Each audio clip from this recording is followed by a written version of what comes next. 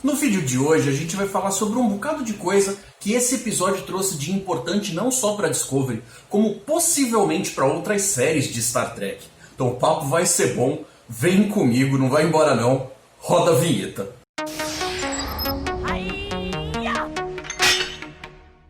Salve Telatrekkers, tudo bem com vocês? Heitor Teixeira aqui, trazendo aí esse papo meio análise, meio retrospecto desse 9º episódio da 3ª temporada de Discovery, Terra Firma. Então vamos lá conversar a respeito das coisas que aconteceram aqui, porque tem um monte de coisa pra gente destrinchar. Depois deles virem cozinhando a Jojo por um tempão em banho-maria, chegou a hora de dar pra esse personagem o espaço que ele merece. Esse episódio trata de alguns assuntos espinhosos, alguns de forma bem sutil, bem mais sutil do que eu gostaria. Já outros ele pula de cabeça, só que sem nenhuma pressa de trazer respostas. Apesar da gente ter sim aí algum desenvolvimento tanto para a trama principal quanto para alguns personagens, é mais do que justo dizer que esse é o episódio da Imperatriz. E mais uma vez temos um episódio que bebe de coisas que vieram das primeiras temporadas antes dessa reformulação soft. E essa revisita a alguns temas que são particulares dessa série aqui em particular, chegam até a ter algum charme. Então, alerta vermelho, subam os escudos, é hora de chegar nos spoilers. Estejam avisados, eu vou falar abertamente a respeito de tudo que acontece aqui. Então, se você não quer estragar nenhuma surpresa e ainda não assistiu, talvez você prefira voltar depois para acompanhar o que eu vou dizer. Vocês já conhecem, né, como é que funciona, então não sei nem por que eu estou falando isso. O episódio abre com o Kovich, personagem do diretor David Cronenberg, trocando uma ideia com o Dr. Culber a respeito do tenente-comandante Betelgeuse, o nome é até meio difícil de falar, que é esse Ior, foi classificado aí como um combatente temporal, e sobre o fato de que a matéria que compõe os nossos corpos tem a preferência de se manter no tempo onde ela foi criada. Viajar no tempo pode fazer com que as coisas se compliquem. Mas viajar no tempo e ainda saltar para outra realidade, aí dá ruim pra caramba. Ih, Marquinho. E deixem eu fazer uma nota aqui. O Kovich se referiu a moléculas e não a átomos. E eu achei isso bastante acertado. Vamos lembrar que a maior quantidade dos átomos que a gente conhece aí que formam o universo conhecido, eles foram formados no interior de estrelas há bilhões de anos. E isso significa que não importa a configuração que eles estão tendo nesse momento, mas eles são bem velhos. Então, não seria aí uma viagem de 930 anos que ia fazer lá uma grande diferença. Mas quando você substitui o termo e coloca aí a palavra molécula, isso não resolve tudo do ponto de vista científico, mas ajuda a engolir bem melhor essa parte da ficção. Como eu sempre digo, se vai me enganar, engana direito. E só sendo de outra realidade mesmo, para justificar esse uniforme aí do tal tenente-comandante Ior. Porque lá tá tudo errado. O ano que eles citam, com o modelo do uniforme, com o comunicador, mas se ele vem de outro lugar, tá tudo certo. Ao citar a tal realidade alternativa lá, com o papo da nave de mineração romulana, nós temos a primeira citação, ainda que tímida, a Kelvin Timeline. E eu nem vou entrar no mérito de que esse futuro século 24 aí do J.J. Abrams se pareça com isso. Pra Philippa, 900 anos de diferença e o salto para uma realidade alternativa fazem com que as coisas estejam degringolando aí a passos largos. Principalmente com os dois universos se afastando um do outro. A baladona, ela chega a usar aquela sinceridade rústica para dizer para Tilly que ela vê que o certo seria, na verdade, que alguém a abatesse com um tiro de phaser. Mas isso é o desespero falando mais alto. E como fazer com que uma galera com uma nave atrasada em 900 anos em termos de tecnologia e outras coisas tenha algum tipo de vantagem valiosa em cima da galera do século 32? Que tal uma tonelada de informações privilegiadas sendo dadas pela entidade da esfera? Todas as pesquisas indicam que a possível solução esteja num tal planeta chamado Dano 5. Se é que você se sente confortável em chamar 5% de chance de solução, né? E aí, só pra temperar as coisas um cadinho, pelo Saru eles nem corriam atrás disso aí. Com a corrente Esmeralda dando tanta dor de cabeça por vários planetas espalhados, o que já era de se esperar, diga-se de passagem, desde os eventos do episódio passado. E com a frota em condição amarela, sei não, hein? O Almirante Vance está inclinado em dar o aval dele para que eles vão sim fazer essa missão aí meio de misericórdia para salvar de alguma forma a Philippa.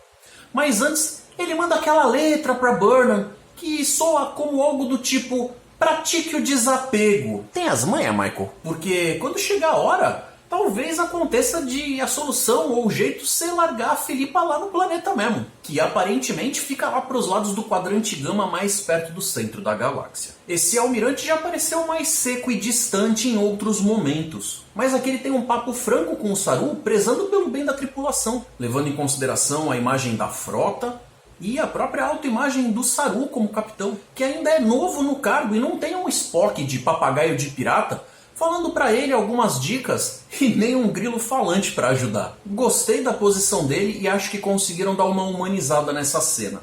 Apesar de que usar esse termo, humanizar, pode soar tão deslocado quando a gente fala de uma série que tem alienígenas. Mas vamos combinar, 100% da audiência dessa série é humana. Então, os instintos agressivos da JoJo estão funcionando no talo. E a primeira percepção dela, o primeiro instinto, é partir para um certo pessimismo. E esse negócio de que o povo do espelho tem essa inclinação a querer morrer na glória e tal é coisa nova. Lembrou bastante o jeitão dos Klingons, só que com uma pegada diferente no que eles consideram como glória e honra. E eu ainda não tenho certeza de se eu compro isso 100%. Em geral, o universo do espelho traz uma série de problemas conceituais e lógicos. E na minha opinião, tem a tendência de fazer com que as coisas fiquem com mais cara de fantasia do que de ficção. Esse comentário que eu vou fazer agora, eu anotei enquanto eu estava assistindo o episódio pela primeira vez. Mas é baseado em coisas que eu já havia comentado em vídeos anteriores. A minha aposta é que eles vão arranjar alguma desculpa para tentar fazer essa versão da JoJo ficar do bem. Se ela de fato vai ali estar à frente de uma série da Seção 31... o pessoal do espelho pode até ter pensamentos deploráveis, mas eles têm que ter motivações muito claras, porque senão isso vai ser problemático para quem for assistir a série. Já pensou o problemão que seria eles tentando empurrar pra gente um vínculo artificial entre a audiência e um personagem que é essencialmente maldoso? Eu particularmente acho que esse negócio de Seção 31 é um elemento interessante para você enriquecer a vida de outros personagens que estão ali mais para levantar a bandeira da tal utopia do Gene Roddenberry. Mas a menos que a gente veja essa equipe aí de uma suposta Seção 31 lidando com dilemas morais, vai ficar muito difícil da gente conseguir se relacionar com as coisas que são mostradas por eles ali. E isso acaba fazendo com que se perca essa conexão. Então, mesmo seguindo métodos meio escusos aí, com cara de espionagem pesada e tal, esses personagens deveriam ser tão valorosos quanto os outros personagens principais das séries que a gente já aprendeu a gostar. Do contrário, se for pra gente seguir algum personagem imperfeito, que tenha um jeito meio desviado de ver a vida e tal, a gente vai estar partindo para alguma coisa mais com cara de Dexter ou séries assemelhadas. E eu não acho que isso necessariamente seja bem algo que combine com Star Trek. Eu já vi uma galera fazendo campanha, inclusive para ter, por exemplo, uma série do Garak. Mas por mais que isso seja interessante porque o personagem era muito bem interpretado e fosse carismático e tal, vamos combinar, é muito mais fácil acreditar que isso vai vir para temperar as histórias de outros personagens do que ser um show em si. Então vamos ver, eu posso estar enganado, mas no momento a minha aposta é essa. E na hora da JoJo e a Michael descerem da nave, rola até direito a um abraço da Tilly, o que muitos podem dizer que é um momento melação, mas que na verdade faz sim falta se você depois quiser dizer que houve um momento de construção entre coisas ali para um personagem que estava em transição, entre ser malvadão e depois ver algum tipo de luz no fim do túnel. Isso também faria parte de um tipo de utopia. O que resta lá embaixo é descobrir o que vai acontecer nesse tal planeta gelado e o que ele reserva. Daqui pra frente, ao invés de recapitular as coisas cena a cena, eu vou falar de tudo em blocos, até para facilitar a nossa vida na conversa e não ficar aquela encheção de linguiça. Tranquilo? Na nave, a Adira tá enfrentando aquele negócio de estar super frustrada com a máquina do computador que não tá ajudando lá muito, não tá conseguindo terminar de verificar as coisas em relação ao algoritmo.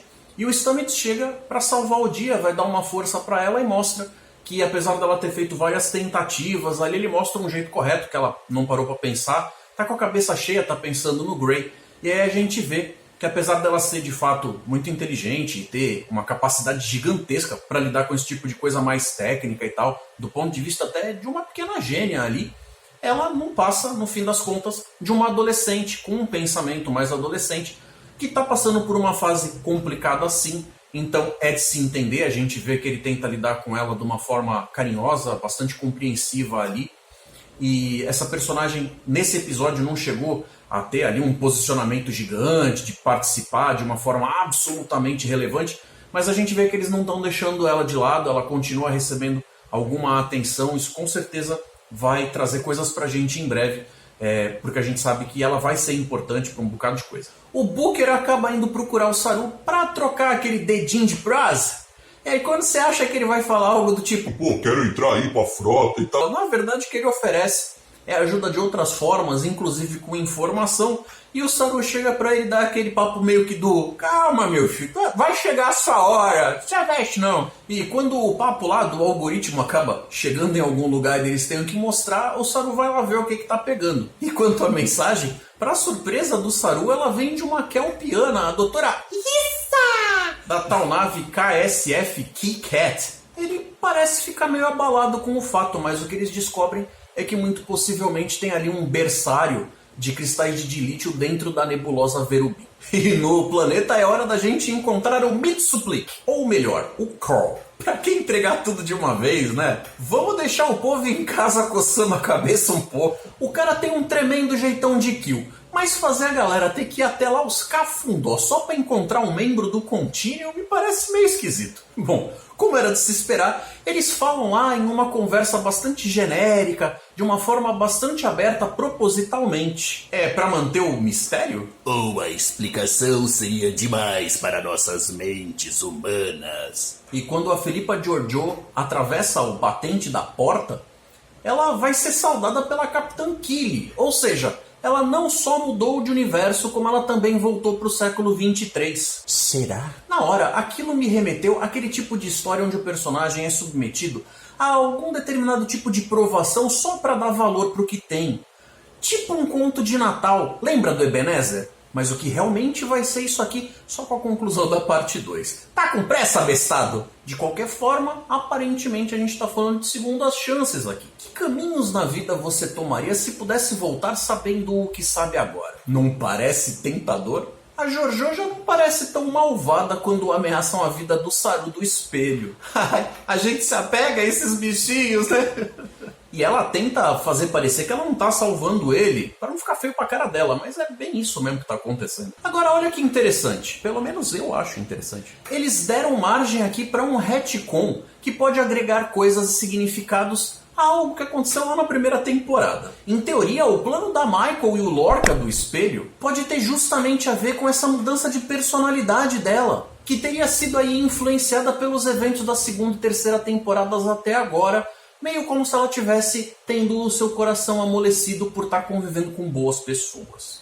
E em se tratando de viagem no tempo, isso faria um bocado de sentido. Mas o lance é que eles já estavam empenhados nisso e ela acabou de chegar, então talvez essa mini teoria se desfaça sozinha. Mas eu ainda acho interessante, tá?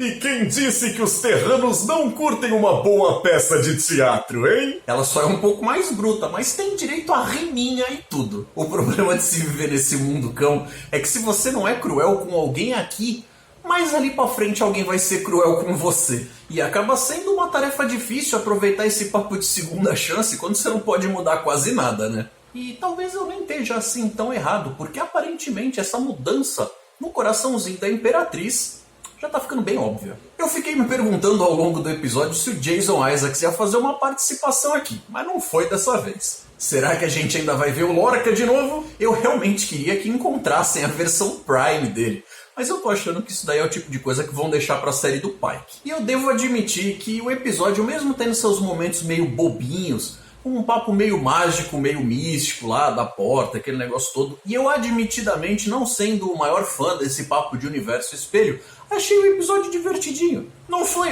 que incrível, melhor episódio da vida, mas também de longe não foi o pior episódio da série como um todo, nem da temporada. Então, ponto positivo. No começo desse vídeo, lá atrás, eu falei que a gente ia conversar sobre algumas coisas que tinham a ver com o futuro de outras séries de Star Trek. Então vamos lá.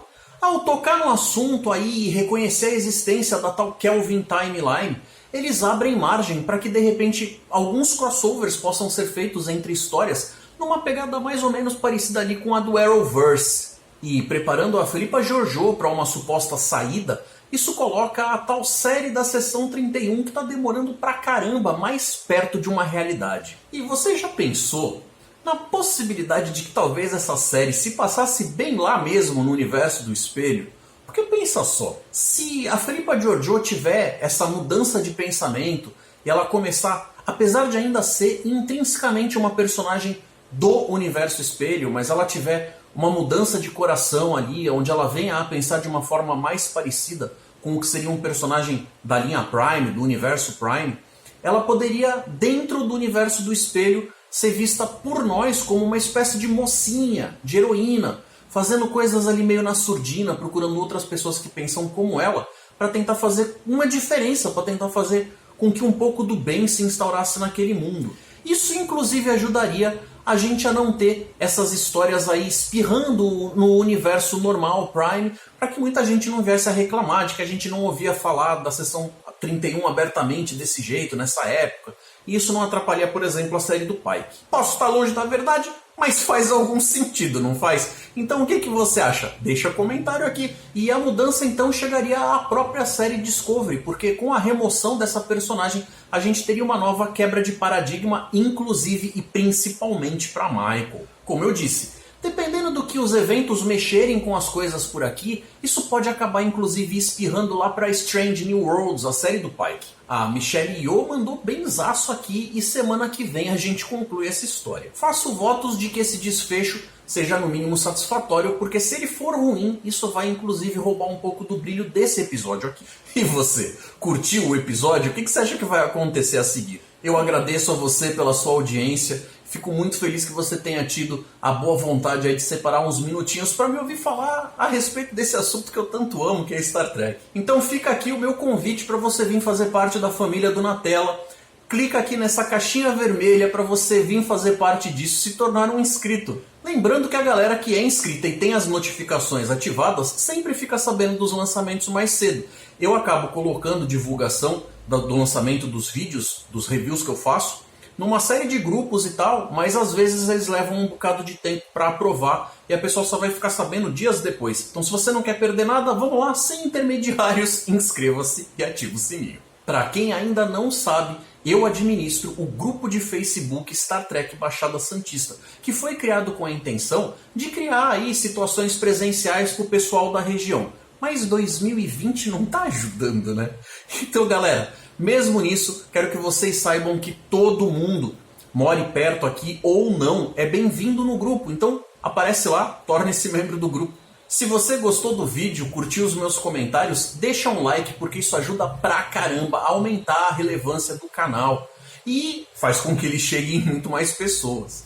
Agora, se você, pelo contrário, achou que eu mandei mal, pode deixar um dislike, mas de qualquer forma, eu gostaria que vocês colocassem comentários aqui com críticas, sugestões, elogios, mas principalmente as opiniões de vocês e as teorias. Eu tenho pensado muito seriamente em que se eu tiver essas caixas de comentários, depois de cada vídeo que eu fizer bem movimentadas, eu posso querer trazer alguns desses comentários para fazer parte dos vídeos seguintes que eu vou colocar no canal. Então se você quer comentar e de repente aí correr o risco de ver o seu comentário sendo lido, para o pessoal poder conversar também a respeito do que está sendo dito aqui, com você recebendo seus créditos, deixa um comentário, não esquece. Se vocês conhecem alguém que vocês acham que pode curtir esse assunto, manda o vídeo, compartilha com a pessoa. Vocês têm algum grupo aí que vocês acham que pode ser bacana de colocar lá também? Posta, dá uma força para a gente poder crescer. Pessoal, eu estou deixando 2 vídeos na tela para vocês escolherem um, seguirem curtindo o conteúdo do canal. Um forte abraço e até mais.